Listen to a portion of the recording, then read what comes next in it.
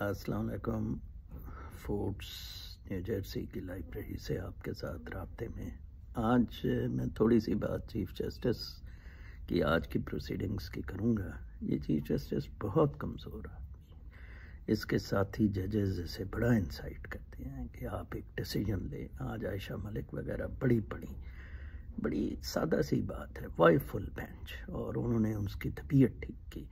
खैर chief justice ने अपने गले से मामला उतार दिया। ये स्टे दिया हुआ है 3 हफ्ते के लिए, उसको अल्तबा में डाल दिया। फिर गर्मियों की छुट्टियां देखेंगे अब काजी फाइज ऐसा कैसे इसे एक्सेप्ट करता है। जनाब जब सल्तनत मिलती है ना तो फिर इसी तरह उसने किया था अपना सजाद अली शाह ने बेनज़ीर के साथ, इसी तरह ज़ियाउल हक ने भुट्टो के साथ, मुशर्रफ ने नवाज कांडे के साथ।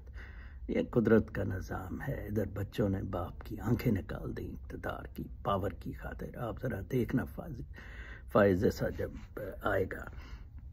तुर्की जहाँ के बारे में लोग बड़े कह रहे हैं, जलसे जुलूस होते फिरे हैं, लेट मी टेल यू 2 तबके तुर्की में हैं। एक pro west plus anti Erdogan, जिसकी वास्ट मेजोरिटी है इस वक्त। एर्दोगन सवाल ही नहीं होता कि जीते। एर्दोगन इस वक्त चाइनीज़ प्रो चाइनीज़ मुस्लिम उस पर खेल रहा है, विच इज़ वेरी डिफ़िकल्ट। ना ऐसे मुसलमान मुल्क एक्सेप्ट करते हैं इसकी ड्रामेबाजियों पे और उस्मानिया खिलाफत के revival and all that. Pakistan देखें, फूड इन्फ्लेशन में टर्की पाकिस्तान से भी ज़्यादा गंद पर है, आप अंदाज़ा लगाएं। Really amazing. वैसे मैं आपको बताऊं, टर्की के जितना पटरा एर्दोगन ने किया है शायद ही किसी ने किया हो। आज मैं कोई ट्वीट देख रहा था किसी की, बल्कि इम्तियाज़ गुल साहब की, कि चाइनीज़ ने कुछ अपनी पॉपुलेशन को तो दिया है। तो मैंने कहा ये डेमोक्रेसीज़ नहीं दे सकती, ये जनाब साहब यूनिटी इन गवर्नमेंट कम्युनिज़म दे सकता है, डिक्टेटरशिप दे सकती है, या इस्लाम की तरह का मजलिस शूरा या शूरा कौंसल ये दे सकती है। अब आप देखिए अमेरिका के हालात पर मैं थोड़ा सा कैप अप करूं कि कल इधर टेक्सास में डैलस के सबर्ब्स में शूटिंग हुई है एंड अपेरेंटली वाइट सुप्रीमेसिस्ट ने ये की है, और ट्विटर पे बड़ा इल्ज़ाम लगाया गया है कि उसने लाइव इमेजेस डिस्प्ले किए। एलॉन मस्क ने शायद अपोलोजाइज भी उस पर किया है, या ट्विटर पे कोई रिस्ट्रिक्शंस लगाने का गवर्नमेंट सोच रही है इसी बहाने। एक और ख़बर में पढ़ रहा था कि इमिग्रेंट्स के लिए बहुत बुरे हालात होते जा रहे हैं, और असाइलम सीकर स्पेशली उनके लिए ट्रम्प का मई 11 के बाद इफेक्ट हो रहा है, जिसमें उन्होंने कहा है कि non Mexico asylum seekers from the south almost will not be entertain.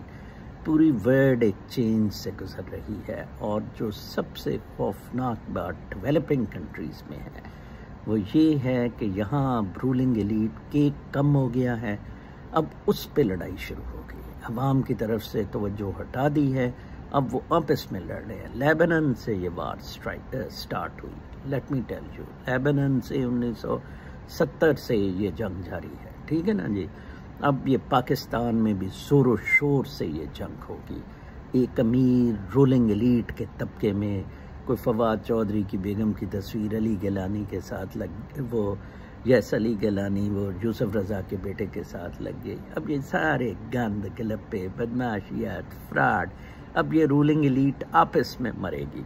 किसी जगह अवाम नहीं खड़े हैं। लेट मी टेल यू, अवाम का मज़ीद खून चूसेंगी ये लड़ाइयाँ, and it support China. China बहुत खुश है इन लड़ाइयों से।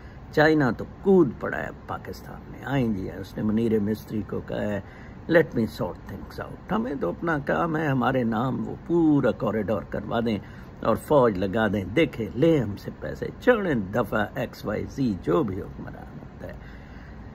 बहुत अफसोसनाक हालात पूरी दुनिया में चल रहे हैं। पाकिस्तान में तो कैपेसिटी नहीं। आज इमरान खान ने कहा या जंगल का कानून है, कुछ करना पड़ेगा। और भाई क्या GHQ का कानून है, GHQ पे चढ़ना पड़ेगा। अपना बहुत ख्याल रखें। कल तक के लिए इजाज़त, अल्लाह ने